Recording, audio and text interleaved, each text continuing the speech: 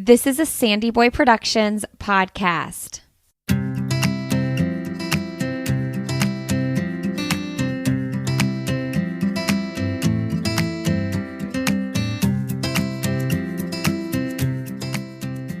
Welcome to the Urban Pharmacy Podcast, where we help women remove the overwhelm of living their most holistic life. This is the place to find evidence-based nutrition tactics, healthy lifestyle and wellness tips, abundance mindset, and easily implementable low-tox living strategies so you can rise up to your full potential and protect your family's health. I'm your host, Stacey Heine, certified holistic nutritionist and better living advocate. Now, let's get empowered with some simple swaps that make a big impact for optimal wellness.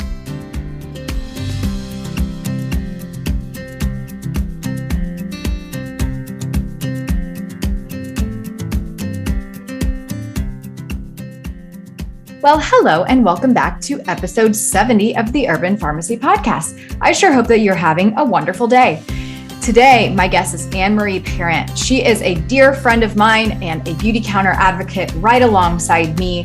And she and I actually met in a gut health course, which we're going to learn about in her bio here. But this episode is all about how Anne-Marie helped her family and her children transition to a whole food, plant-based way of eating. And I think that you're going to find this super interesting and inspiring. I know that so many of you are interested in this topic, so I really sure hope that this helps you.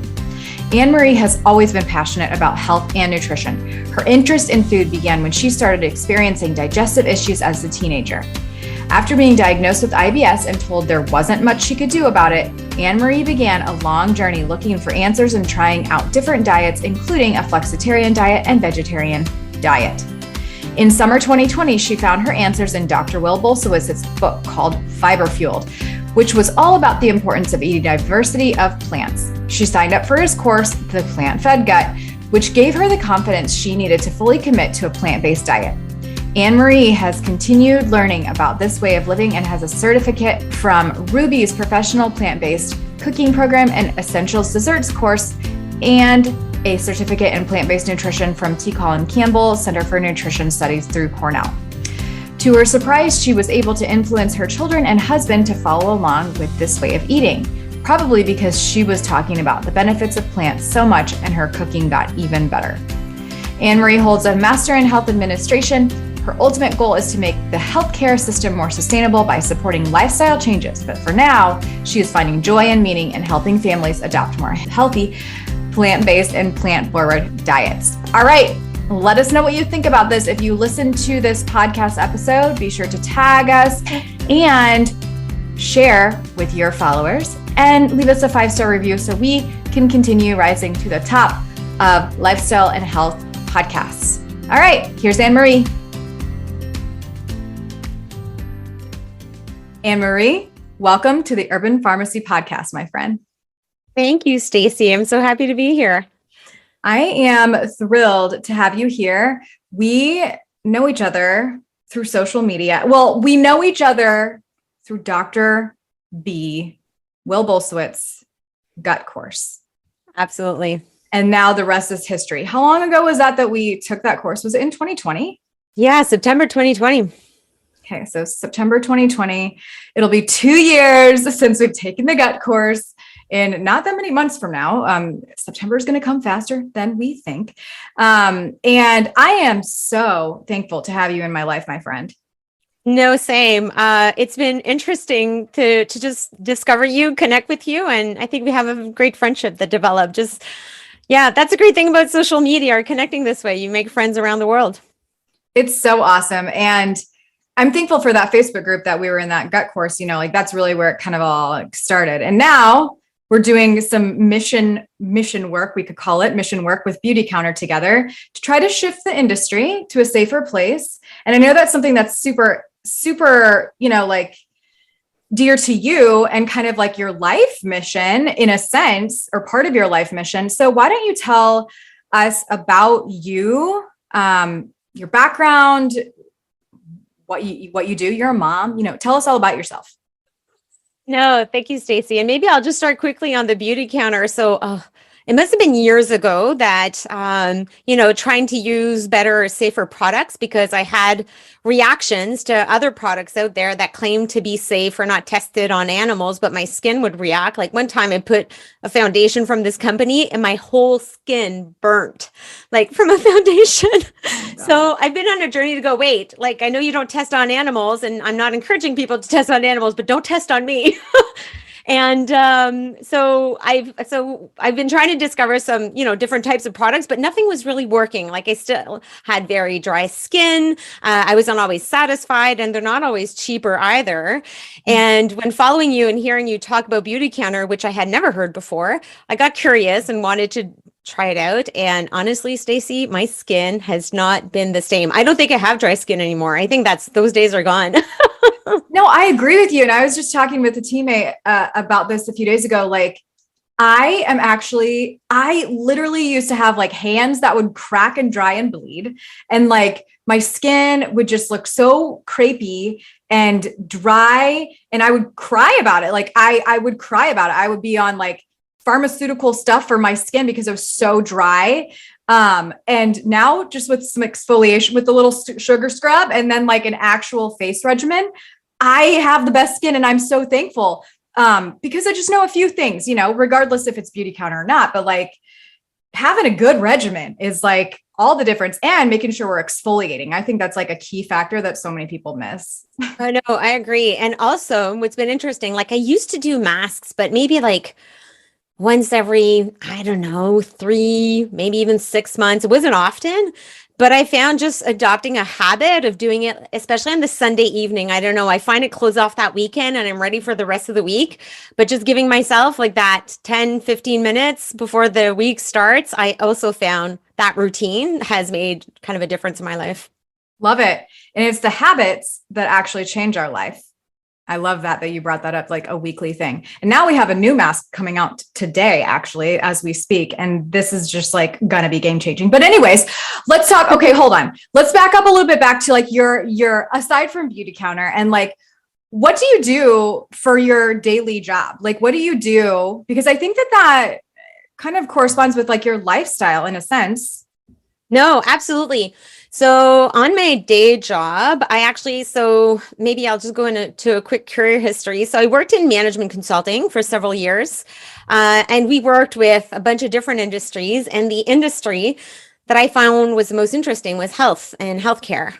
But our firm wasn't well known in the health sector, so we would often lose bids to other companies. And I was like, no, you know what? I want to make a difference in the healthcare system. So how do I do that? And I applied to start working in a hospital, and I helped them implement their electronic health record, which was an amazing way to learn how hospitals worked. I worked at the hospital. It was a pediatric hospital for a few years and was an amazing learning experience. And now I work for a national organization that collects healthcare data and information and then produces reports so that decision leaders in our country, so I'm from Canada, can make better decisions to improve the healthcare system. So I am not clinical, but I enjoy kind of being able to make a difference in a very different way. And we know that data and evidence-based decisions actually can make an impact. So I actually work on helping the organization with their governance and strategy work. Love that. Oh, okay. And that's why you're such a good advocate for everything that you do when it's clean beauty and when it's also plant-based living, which I know we're going to talk about today. So, yes. Okay.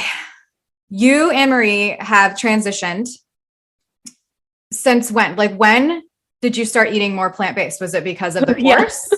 I mean, that's like the weirdest story, because I say it took me 20 years to become plant-based, which feels like a long time. I don't think you need that much time to transition. It can definitely be done faster.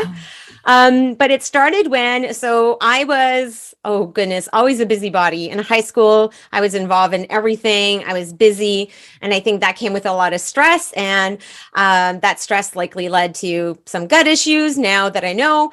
And so I had all these digestive issues when I was a teenager. And when I started university, it got worse. So I went to see the doctor. They did a bunch of tests. And eventually my family doctor diagnosed me with irritable bowel syndrome, which is a diagnosis by exclusion. It means that, there's not a test to confirm if you have that, but if the other tests come back negative, then they kind of say, well, you have IBS, and my family doctor told me, and there's not much you can do about it, right? Like, just live with it. And to me, I took that answer as more, I can't help you. So you're going to have to figure this out on your own. And back then, this was like a bit more than 20 years ago, started researching, trying to find some information because it's quite painful to either feel bloated and gassy all the time and not knowing what to eat or what will trigger it. And I discovered then that eating animal fat especially was a big trigger.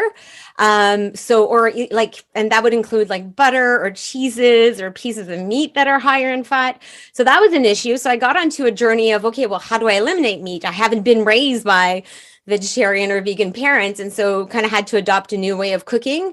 And then as I was talking to people, they said, oh, but don't go vegan. That's too complicated. You won't have enough protein. You won't have enough iron. So it's like, oh, okay, that sounds just too scary and difficult. So I tried to explore, just different ways of eating vegetarian, but still then you'll have like cheeses or eggs. Those also have higher fat content. And anyways, I became a mom eventually through the process. So my firstborn, my son, he's very intuitive or insightful in some things. And when he was 3, we were coming back from a trip in the car, and he stops and he asks, he's like, oh, where does bacon come from? And then I'm like, oh, well, bacon comes from pigs. Stacy, he stopped right then and there and started bawling in the car because he realized that he had eaten bacon in his life, and at 3 made the connection of what that meant for the pig. And that just hit me so hard, like to see that also for him, it was something that mattered. But like we were eating, I would say maybe more of a flexitarian diet in terms we weren't eating a lot of meat, but we were eating it on occasion. So I knew it affected him. And that kind of made me decide, you know what, I need to find a way to eliminate animal foods from my diet. And it feels like it would also align, with what my child wants. And the same thing, we went to visit like an experimental farm and noticed that all the little girl calves had names, but not the little boy calves. And so my son kind of inquired why that was and didn't like the answer either. So it was interesting. So for him talking about animals, although he was just a child, he had this big sense of the world around him.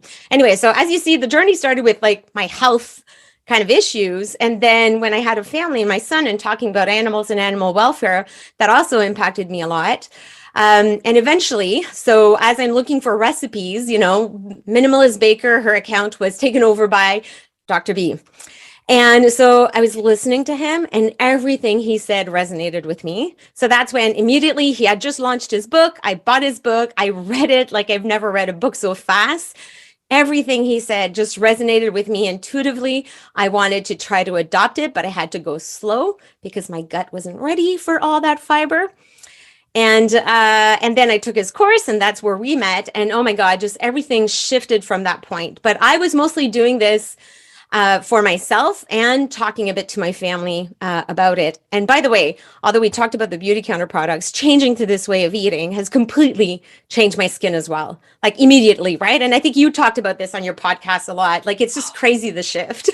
Oh my gosh. Like if people, I'm probably in my private Facebook group about to do, or maybe I'll do a YouTube. I'm not really quite sure, but like you can glow from within. And it's not just eating all the plants, Anne-Marie. However, that is like one of the best ways to support collagen production and, glowing literally from the inside out. But it's also reducing our processed sugar intake, which I would totally call an environmental toxin. And, it's like once you start going down this path of better living, whether you start as your gateway of better beauty, or your gateway is eating more clean, or your gateway is more plants in your house, like whatever it might be, like it's a journey and it becomes more of like a holistic approach once you get good at one of them. And I think it just is so good.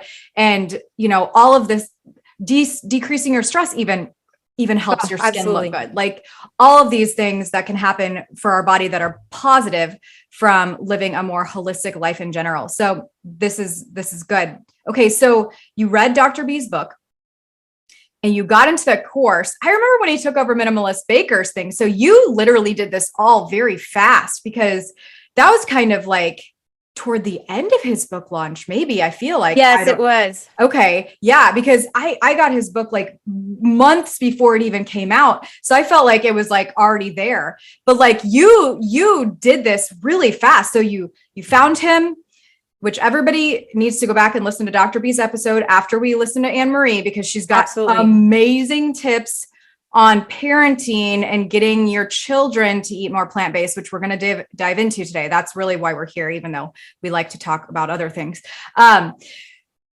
You got to go back and listen to Dr. B's episode. He's coming back on. He's launching another book. We've got a cookbook coming. If you just buy Fiber Fueled, your entire life can change. Okay. Like all the evidence is there. All of the science is there. All of the food, the recipes, the flavors, they're there. And like Anne Marie said, he breaks it down so that you can heal. Okay. So you've adopted this lifestyle.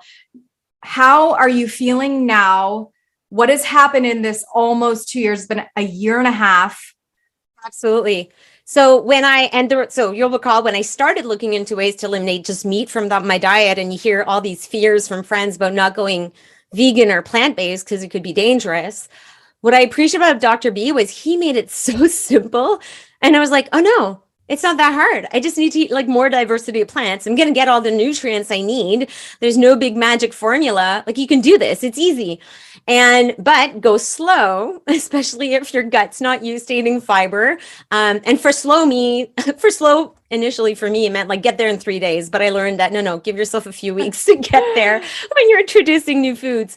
But immediately I notice, and this is where I got hooked, right? So you start shifting, you start eliminating, all the meats, the dairy, the eggs, the processed sugar as well. I had more energy. I was sleeping better and my skin started glowing, and my digestive issues, they were there, but not as strong. Like I was feeling a difference. And also Dr. B, one of my main issues with IBS was constipation. And in his course, he did touch about, ways to manage that. And one of the things, this sounds silly, but one of the hardest new habits I implemented from his course was starting my day with drinking water. So hard. And it sounds silly. You're like, well, what's so hard about drinking water? When your body is not used to downing a glass of water in the morning, it does not want to do it. It doesn't. And like, this is a very sad story with me. Like the only reason why I drink water in the morning, which I think will change in the future, is because I have to take a thyroid pill still because my thyroid is messed up. Like, but I do it, and I teach my clients, every single one of my clients, to drink water, regardless if it has your fancy lemon in it or not. Like that is absolutely to each their own. But like, holy moly, if you just flood your body with water, things start to move a little bit better, right? It does make a difference, and it makes a difference for your energy.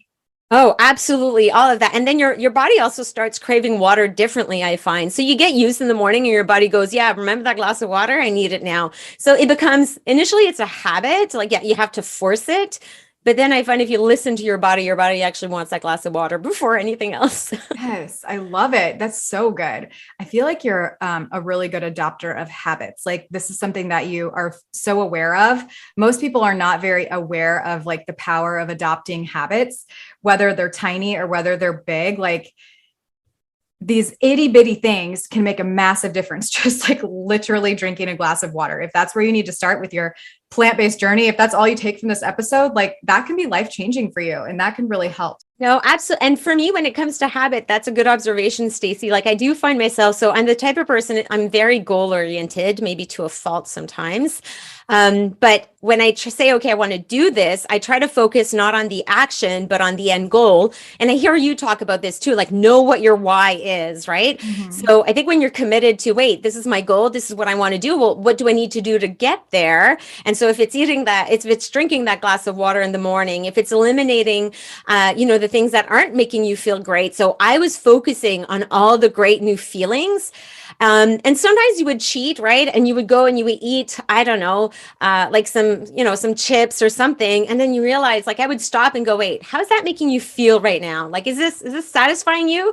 And in some cases, like, well, yeah, it satisfies me in my mouth, but my body is kind of like, ugh. So I try to be very aware and mindful, and not feel guilty about it. So I think taking judgment out of making the mistakes is also something that makes it easier for you to keep adopting a habit, like when you're not, I don't know, judging yourself or giving yourself a bad grade or taking all of that out, I find just makes it more of a continuous improvement approach to go, okay, that's fine, but we're going to improve.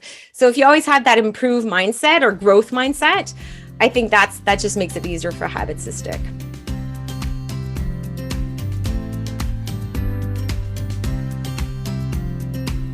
Hey, mama, do you ever feel like something in your life just isn't right and you can't really quite put your finger on it? So you start trying all of the things, maybe all of the diets, maybe all of the fitness methods, maybe all of the mindset work, and you just don't know what to do because nothing seems to stick and nothing seems to work. I know that your yoga routine might come and go, right? Or that you've been chasing 3 kids around on a daily basis and just living a reactionary life. Well, guess what? I'm going to help you elevate into your ideal existence with a week of free content right inside of my private Facebook group starting on May 16th. It's my workshop called Holistic Breakthrough, and it's just for women like you so that you can stop feeling overwhelmed and start feeling a life of harmony and balance. Holistic living is not just about one thing. It's about how all parts of life work together to create a flow. Holistic living embodies living as naturally as possible in a modern world and prioritizing the idea of living in alignment with your ideal existence. So guess what? Come into this workshop. You get to come for free, and it's going to be epic. Let me give you a little rundown of what's going to happen, okay? On Monday, you're going to have a wellness wake-up call.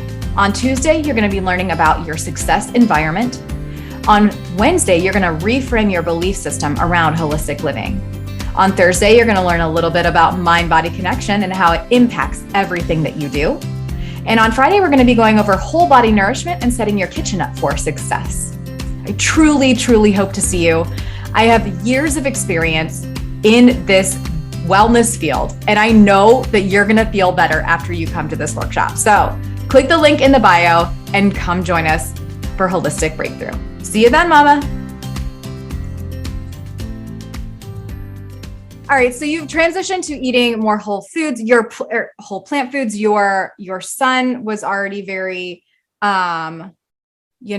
intuitive and understanding of like life's cycles and like farm to fork concept. Oh my God, I don't want to be eating the animals. So when you transitioned this way, like, how did it look? Let's start diving into what did this look like for your family? Absolutely. So I'll start with, so maybe I knew that I wasn't going to say, okay, I'm just doing it for myself and I'm not going to force anybody in my family to do this. But I said, no, if this is going to work for us as a family, well, then I need to talk about what I'm learning and explain why I've made that decision for me, myself, and then kind of create an invitation to say, hey, do you guys want to try this out? And we already had days where we weren't eating meat in my family. So we weren't eating meat every day. So what we started by doing was just increasing the number of days a week that we wouldn't eat meat.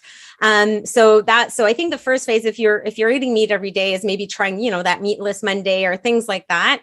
And then we just expanded that to the point where we were eating meat just once a week, which gives you still that option, I feel, to cook the foods or the meals that your kids really like, right? Because there's still that aspect around taste. I did take a book out from the library to have more conversation with my kids. And I think it was called That's Why We Don't Eat Animals. Yes, I have that. It's really well written. Yeah. And the way that I used it was to foster a conversation with my children, like, oh, what about this? What about that? And then have them consider it. The way I discovered that book was from a local vegan parent Facebook group. And so I took it out from the library, read it, and then I share, oh, thank you for the recommendation, read it with my kids. They told me they still want to eat a bit of meat and, but they were open to it and the conversation was good. I got surprised by the reaction when person, well, why can they still eat meat after they've read that book? And it was like, well, it's a process. And I think it's important to assume not just because a kid reads something one time, like they also need to change their habits or their views, and they need to be ready at their pace. And I find the more you push it, the more you impose their views, it's not going to be a change that sticks for them. Maybe while they're in your house, or they might resent it, but I don't want it just to be like, as long as you're in my household, this is how you're going to eat. but I would also like this to be a choice that they make for them and the rest of their lives, right? Like I don't want them, once they're out to university or college or out of the house that they start, that's it. My mom wanted me to eat that way, but I want to make a different decision. So we started having conversations about animal welfare. We also started having discussions about health. And one day my parents took them at McDonald's, because you can't always control what grandparents can do. And, from a grandparent's perspective, for them, it's like, oh, we'll treat them. They enjoy this. They love this. And they came back from McDonald's and I didn't say anything. I didn't know they were going there, and they come back. And so I asked them, I'm like, well, how do you feel? Do you feel hungry? And remember that they had been starting to eat more vegetable, more diversity of things. And my son goes, I actually still feel quite hungry. And my body doesn't feel like it's eaten anything. And I was like, exactly, right? You don't feel full. You didn't eat nutritious food. So that's, and then he's like, I don't think I want to eat that again. So it's those moments, I think, of awareness and making them realize. And it was, the same thing for my daughter. And she's like, but I really like eating it. It tastes good. And I was like, I get it, but do you feel good? And she's like, well, no, not really. Yeah. So I think it's having those conversations with them. And so what made it easy for us to switch as well was with the pandemic. When there's a lot of the lockdowns where you're not in many social gatherings and you're able to create that shift or expose them to more of these foods, they get used to that, or you can create a pattern. And here are a few things I discovered as a parent about trying to get the family to adopt this, and with the kids and talking about it was, one is having them go at their own pace. I would try some new meals, which they did not appreciate. But what I discovered is when you do a recipe that they really don't like, wait like 3 or 4 months and do it again. And then they kind of forget a bit that they've eaten it before. They try it again. And I felt by the third time that they said, oh, this is so good. And this happened with like sushi bowls, enchiladas, curries. And at some point I was getting discouraged. I was like, oh, but if they don't like any of the food, like how are we going to get there as a family? But if you're patient, and in some cases, I always try to make sure that there's one part in the meal that they'll enjoy, right? Like if there's rice, or if there's potatoes. My kids love potatoes, Stacey. You would be, I have 4 different ones on my shelf right now. I'm like, oh my God, I need to back up and get some more squash. We got to diverse, they're all different types of potatoes, but still, I got a problem. Absolutely. So if you always make sure there's like one item in the dish that they'll like, at least they can fill up on that food during the meal, and then they try the others. And I have a rule. You have to try it. You don't have to like it. I'm not going to force you to finish your plate, but you have to try it. Yeah. And so that helps a lot. And I also find that, shifting desserts too. So allowing them initially to have, desserts with a lot of sweets or things like that. It's okay. You can't, if you're too rigid, I find that's where it backfires. And kids are independent beings. Like, I don't think that you own your children. My mom, this is something for my mom. I like the children are there to spend some time with you initially at the beginning, and you want to build that relationship with them. So that's been my big focus. And, when they go to school and they look like nobody in our family is vegan or vegetarian even, or their friends. So it's also been interesting to talk about, well, how do we go into society? And I've been teaching my kids not to be judgmental, not to say if somebody's eating something to say like, that's not healthy, because it just creates like a reaction that they don't want in their social circles. And I also wanted to protect them from that. Like, they're not ready to have those conversations with others, right? Mm-hmm. But just say, no, it's okay. Like, just you do you and let them be them. And so that was helpful. And we also developed a little code system. Which is based on, like a pack of deck, like the suits, the card suits, so hearts, diamonds, clubs, and spade. So we had a system where we categorized foods into these suits. So heart was like anything super healthy for you. You can have unlimited quantities of these. Like, so any fruits, any veggies, go ahead. You don't even need to ask. You want an apple? Go in the fridge, get the apple. And diamonds were like, those are, those you can eat, it's fine. But ask maybe in some cases to make sure you don't have too much of those. And then the clubs were like the lucky charm, right? So if I say yes, like if there's some chips at a party and you would like to have some chips, like come and ask. And if I say yes, well, you're lucky you can get, take a handful of chips or eat something like that. And then I had the spade category, which was like, no, don't even ask. Like if there's a hot dog on the table, you are not getting a hot dog. Mm-hmm. But we developed this list together, and we developed this list by me sharing why hot dogs were something I never want them to put in their mouth. Like I found once you start reading about it and knowing that it's like, saying category 1 cancer causing food, I was like, I explained this to them and it was like, no, like that's just horrible. And so they agreed to it. But that is a good system. So sometimes they'll come and they'll say, oh, is this like a club? Is this like a diamond? And they're like, oh, this is a heart. This is fine. So it gave us a little code system without kind of judgment that we could kind of talk to each other. And I don't know, I thought that was a fun idea. Made it like into a game with them. That is amazing. That is such a good idea. Anne Marie, I feel like this is something that needs to be passed on to. Yeah, we need to talk about this. This is good. Well, because here's one of the things is I have friends who work in healthcare. And what I was cautioned on was like, well, don't start going like, well, this is healthy, this is not healthy, because that's how it can lead to eating disorders in some cases, right? When children, if they become obsessive about it. So instead I just created, and then we talk about what's more nutritious or less nutritious. I also find there's some great accounts on Instagram around this, like Kids Eat in Color, I find is a good one to learn how to communicate to kids about food. But I didn't want to go into that's healthy, that's not healthy kind of language because of just, you don't want to categorize food as never healthy, right? I think you just have, except for hot dogs or processed meats. But generally, for the rest, that's my view or my perspective for now. But I think it just helps us have conversations. And then I don't want them to feel guilty. So that club is not about them feeling guilty that they're eating it. It's like, well, enjoy it while you have, but that's something you should just have a little bit of, right? Yeah. And I think that I don't know, that creates less fear or less, because it is a process. And maybe, eventually they won't want to eat some of the foods in that category. But I think that banning it completely, I don't know, just makes them want it even more. Yeah, for some, for sure. Especially for children who have eaten foods like that already. Absolutely. Like for Cohen, he doesn't know what he's missing out on, right? Like he doesn't understand or doesn't know yet that hyperstimulation of the processed foods and how deliciously addicting they are and how, quote, lucky, the kids are when they get to eat them, etc. I think that's a good approach, especially for kids who have had that before. And they're like, questioning, well, if Sally gets that, why can't I? But what you were saying, Anne Marie, is like, it kind of started with education. And I think that is top key, even for any wives out there that are wanting to help their husbands transition. Like that is what got Kyle to change. You can't force it. Absolutely. And I tried. And I wasn't like, I didn't wake up in the morning like, I'm going to get Kyle to go plant-based today.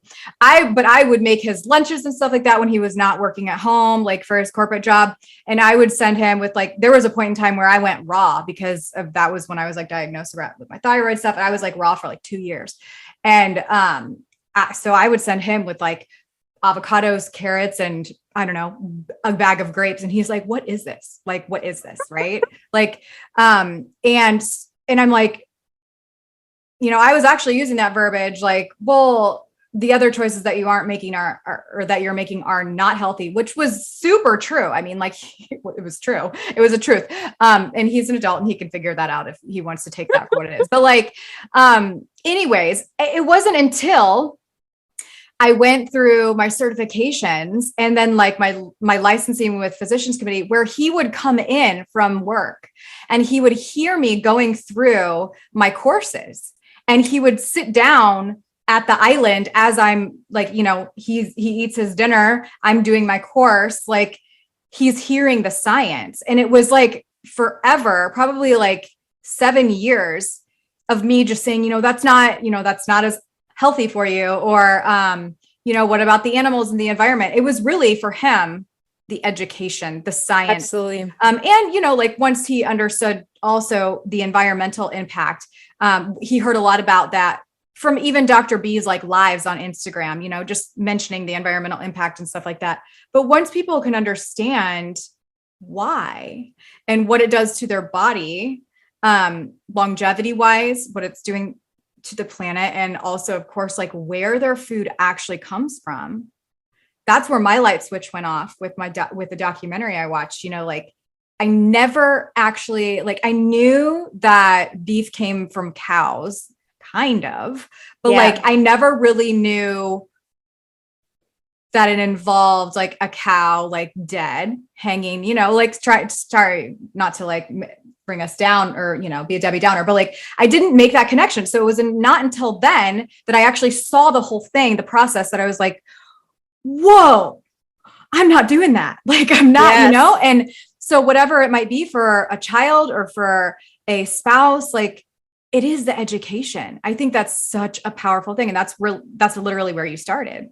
And it's absolutely, education. And there was a few documentaries that I hadn't seen. So I told my husband, I was like, oh, do you want to watch this with me? So, like Game Changers, we watched it together, or Forks Over Knives, or all those documentaries. And so there was that education part. I think there's this realization of, oh, I get that this is a better way of eating. And I do feel better since we've introduced more. But I find that there's also the awareness then about how, when you're adopting it, when you're trying out those habits, how does that make you feel? So with him, I would ask him, how do you feel after that meal? Or how do you feel about that? Because my husband is also the type of person, he can eat anything and never has any digestive issues. Like, just so for him, it was like, well, maybe it's just you. Maybe you just need to change because you can't tolerate it. And then I think we got to the point, I said, well, maybe I'm just more sensitive, but it doesn't mean it is not causing anything for you. Right. Because you're not feeling it per se. And then also when you start eating, like with the kids, and I think I heard you on one of your other podcasts say, but where you're eating steamed broccoli. And I was like, oh my God, this broccoli is so good today. I'm like, it's like you said, almost sweet. And so I asked my kids, like, what do you think about the broccoli? And they're like, oh, it's delicious. Like, it's nice when they get to, do you feel how sweet it is? Or so that they just get to appreciate food for everything it brings, right? Like not just eating it mindlessly and then realizing that that is also good and not just, the cupcake or the candies, that are giving you that initial spike of like, ooh, this is so good. But also getting it through the other foods, I think kind of that makes a difference. Hey friend, from the previous message, I'm all about that low tox life, and Portland Bee Balm is no different. Beyond the amazing quality of their balm, Portland Bee Balm is committed to creating sustainable products, which is hugely important to me. They're members of the 1% for the Planet, which means they donate 1% of revenue to organizations tackling our planet's most pressing environmental issues. And this is amazing. Products that are useful, natural, and add value to people's lives and the world. Portland Bee Balm provides the best hydration for your lips with clean and simple ingredients. I use a lip balm every morning and evening after I wash my face, and Portland Bee Balm has so many different varieties of scents, but my favorite is the Oregon Mint, which is so fresh and clean. The ingredients they source, the packaging that they use, all support health and well-being to the environment and community. It's so awesome. Go to portlandbeebalm.com and use this code StacyHeine for 20% off your first order. Okay, so you were talking about eating and color. Can you explain a little bit more about that? Well, so I think it was an account on Instagram that I follow, which is Kids Eat in Color. I think it's what it's called. And she shares advice about how to talk to kids about nutrition. And obviously I'm not going to think about some of them now, but it's like, like red vegetables are good for X, or, green vegetables will make your bones strong. Or so she has a way so that it's not this healthy, not healthy. It's like, oh, well, if you eat more of this, you'll get more of that, which kids, I don't know, it seems to resonate with them. So there's a lot of good ideas I found on her post or Instagram to learn how to communicate. And also, one of the things I find with kids is they don't just eat with their taste buds, but I think it's true for adults as well, but they also eat with their eyes. Yes. So when you give a plate to them, it needs to look fun. It needs to look, and I find if there's a lot of colors, it makes them maybe want to eat it more. Although for my daughter, green is not one of the colors that she still doesn't like. But I tell her, you always need to eat green in every meal, like something green. And the other day there was a lime on the table. She's like, I'm having a lime. Oh my God. Same green I'm looking for. Yes. Oh God, we'll take what we can get. Exactly. The greens are a little hard. Yeah. Aside from broccoli. Broccoli is like always a go, but I do. Yeah. Most kids do enjoy broccoli. Well, anyways, Yeah, if you expose them to vegetable, broccoli Yes. seems to be one of the ones, and spinach as well. And here's how I got. So my daughter, I could, as a baby, I think this is also an interesting story. So we were trying to wean her and it was making these purees and my son ate all the purees except the like chicken purees, could not, so stop, gave him tofu or other things, but he couldn't eat the meat purees. My daughter, none of the purees, even the cereal ones, she would eat. And so I read about baby-led weaning instead because this puree thing was not working. And then everything I tried didn't work. And she was like 8 months old and still not eating like solid foods. I was like, this is not going to work. And so one day we had made like macaroni and a meat sauce. Back then we weren't plant-based. And she just, at 8 months, ate it with her hands. The whole, not chopped, not pureed, not cut, just ate it. And then the next day we went out somewhere and somebody made these like big Italian sausages on the barbecue and she'd like grab a sausage at 8 months and was just eating the sausage. Wow. And so she's been my carnivore meat eater as a baby, but I was like, this is not going to work for me. You need to eat more veggies. So I started, whenever we would eat meals, I started by just putting like one baby spinach leaf in her plate. And I said, or like if there was potatoes, anything beige she would eat. Yeah. But vegetables, she would not. So I said, you just need to eat this one spinach leaf. And then the next week I was like, you're a bit bigger now. By then she was maybe 18 months or 14 months. I was like, you need to eat 2 spinach leaves, right? Mm-hmm. And then it became, okay, you need to eat 2 spinach leaf and a cherry tomato. Mm-hmm. And slowly, okay, you need to eat like 2 spinach leaves, a cherry tomato, and 2 slices of cucumber. And like now she eats salads, like because she knows she has to, but her body has also come to enjoy. But it was a very slow process. And it was very small quantities, I felt like, and it was slowly ramping up. I think it took me 2 years to get her to eat like a, toddler size portion salad. And it was just a lot of patience, but I think just the incremental addition. And then, it was probably not great that she was filling up on like rice or potatoes or bread or things like that, but at least she was eating and slowly introducing the vegetables that way. And it just took some patience. And it was funny. My kids, like my son, he would usually give her the meat in his plate and then she would give him his vegetables. Oh, that's funny. Oh, that's so funny. And by the way, back to the bread and the rice and the potatoes, ask Dr. McDougall that, he'd be like, that kid's eating right. 90 to 100% of starch on your plate. Exactly. Oh my gosh. He's amazing. Okay. So, give us, Anne-Marie, some top, I like how you did that for your daughter. Small pieces, let's add on every week, one little thing at a time.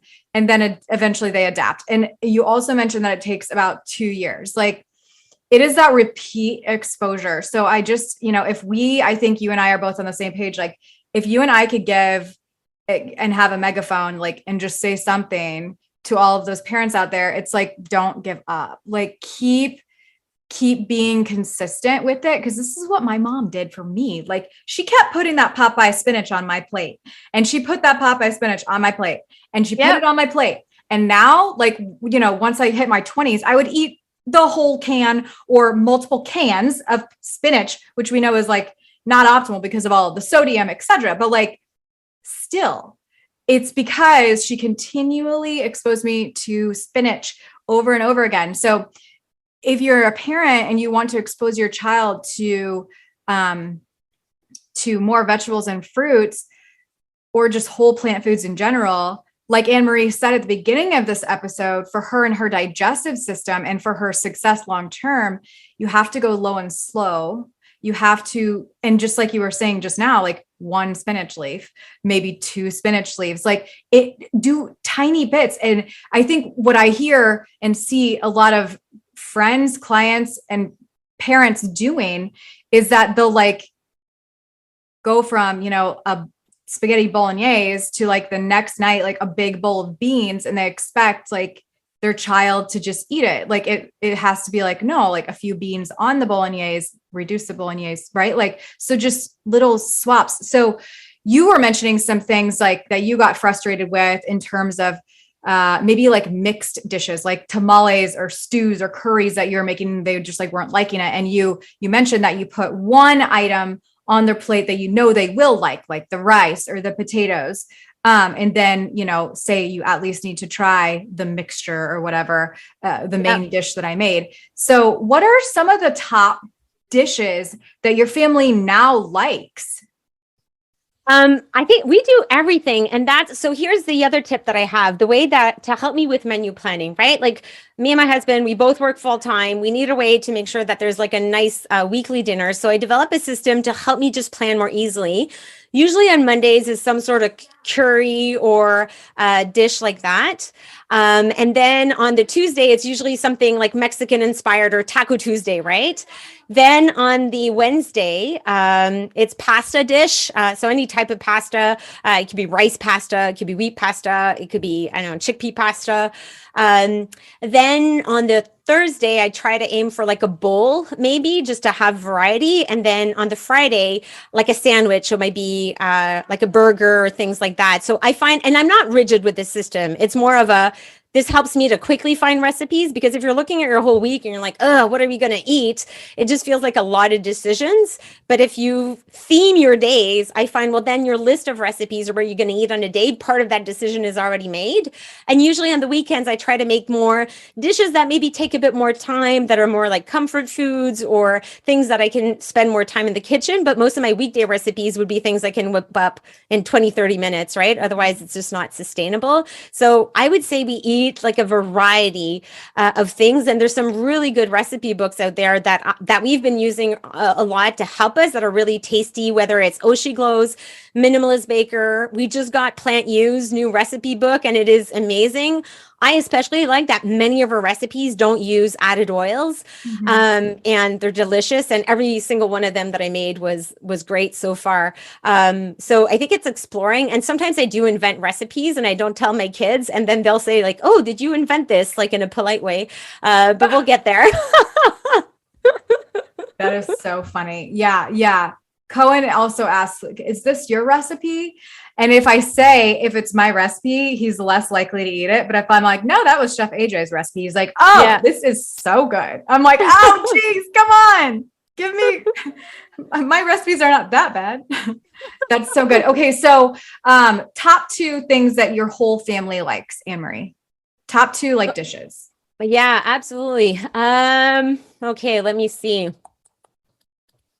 I would say I discovered this vegan bolognese sauce, which is made with mushroom and walnuts. And it has such a similar texture to the meat version that I think it gives them that comfort that they used to. Like, honestly, you could not tell. Anyways, I could serve it to people and they would think it is meat, and I'd be fine with that, but it's not. And it's so delicious. So I'd say that is the one bolognese sauce that they really like. And the other one that we really like doing is Minimalist Baker, her pizza burger recipe, which is like a chickpea-based patty with like a marinara sauce served with it. And usually we'll have that like on a whole wheat bun, and instead of fries, we do like green beans.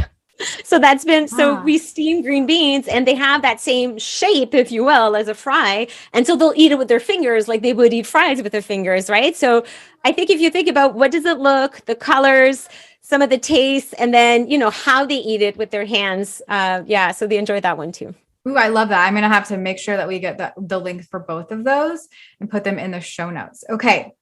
Anne-Marie, this has been so helpful. I feel like hopefully parents can walk away from this episode feeling empowered with some tips and tricks to help transition their household, their children to a more plant predominant way of eating. I know it's been completely life-changing for you. Absolutely. And I think that it's really important that people follow you, because you are inspirational as heck and you make beautiful food. You've been through some culinary work, and you love cooking. I've told you multiple times, like, you remind me of some of the things that I did like a decade ago. Like, I mean, you geek out on food and like making beautiful food. I used to do that, and it like brings me back. I'm like, okay, you make me want to get back into the kitchen anyways. So that's, you're an inspiration to me. And so where can we follow you, and where can we stay in touch? So for me, you can follow me on Instagram. I have an account called Life Amped Up. So it's a play on words on my initial, but also if you know me or even heard the energy, I have a lot of energy. And for me, it's all about living life to the max, right? In terms of benefiting of everything it has to offer. So it's Life Amped, AMPED, up, UP. And I also have a website, lifeampedup.ca. I'm only at the beginning of my journey. So I know on your podcast, you often have entrepreneurs that have been doing this for a few years. For me, I have a message out there that I want to try to share with folks. I think this can have a great impact on the world, and it's where I'm starting. I love it. You have to start somewhere. Absolutely. Hopefully when people listen to this episode, like 5 years from now, I'll have a great YouTube channel, but we got to start somewhere. Work. And I'm like, yeah, I'm going to start doing a weekly show. I've told myself I'm going to start doing a weekly show, and I'm not going to stop until I get to where I want to go. I think you've done the 1 year mark now. Oh, on YouTube? I think I've done it on my podcast. Yeah. I know. We need to have a celebratory podcast. Congratulations. Well, thank you. I think you know that more than I do. You're amazing. Okay. So last question, Anne-Marie, before we wrap up, before we go and say goodbye, what does holistic living mean to you? So for me, holistic living, I think means living everything in balance is what I try to strive. So, the way I eat, the exercise I do, staying connected with friends, the work or the contribution that I do, sleeping. So it is about living in balance. So even, you heard about the relationship that I try to create with my family as well, or friends, but it's everything in balance for me that just feels right. And aligns with who you are and your purpose. I think that's what holistic living means for me. I like it. I think balance and harmony has a lot to do with holistic living. Yeah. So you're spot on. Okay, Anne-Marie, thank you so much. And I'm sure we'll be voxing back and forth with each other the next few days, because that's what we do. Absolutely. All right, friend. Thank you. You are amazing. You too. Take care. Bye. Bye.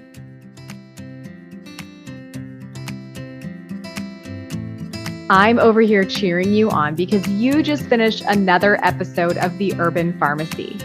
For today's show notes, head on over to theurbanpharmacy.com and be sure to join us inside our private Facebook group called The Urban Pharmacy, where we share inspiration, live trainings, and holistic living tips to help you build community and the healthy lifestyle that you've always wanted.